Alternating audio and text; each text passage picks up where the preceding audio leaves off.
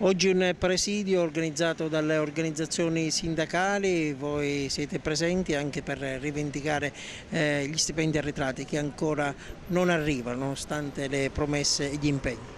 Esatto, diciamo che ci stiamo riprovando, visto che qualche mese fa si sono dimenticati di noi continuiamo a ricordare alle autorità competenti che noi siamo ancora qui ad aspettare quelle lontane promesse fatte allora, che dovevamo prendere gli arretrati che dovevano arrivare con i fondi della regione. Ancora appunto non sono arrivati, stiamo aspettando ancora le nostre mensilità, ci sono alcuni comuni che sinceramente devono ricevere ancora solo marzo, ma ci sono altri comuni che ancora aspettano gennaio e febbraio. Quali le possibili soluzioni per poter uscire da questo momento difficile? Trasformare quello che in tutto il mondo avviene con l'utilizzo dei rifiuti quale risorsa. Solo in Sicilia non può diventare una risorsa e diventa un peso economico.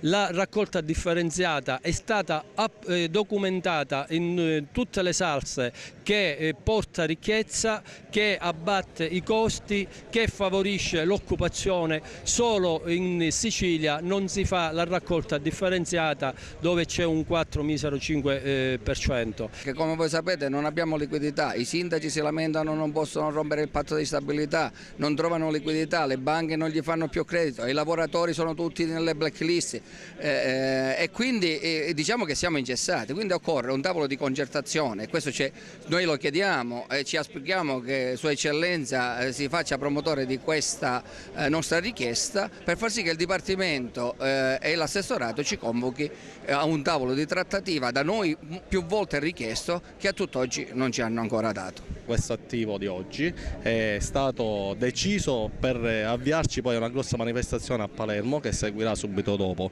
anche perché ad oggi la situazione è grave, perché noi già abbiamo chiuso le procedure di licenziamento con l'Iseda, anche perché ci sono 6 persone che rischiano il licenziamento, che a giorni si vedranno notificare i preavvisi di licenziamento, e a coda ce ne sono altri. Se si riapre questa maglia c'è un rischio a livello occupazionale.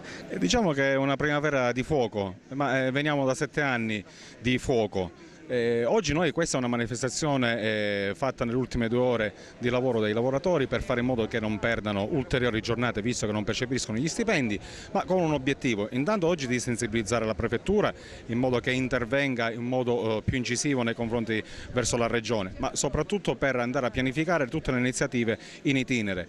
Stiamo ragionando con i colleghi di CGIL e CISL di organizzare, così come la giornata di oggi, le 9 manifestazioni sotto la prefettura, di organizzare anche una manifestazione sotto l'Ars.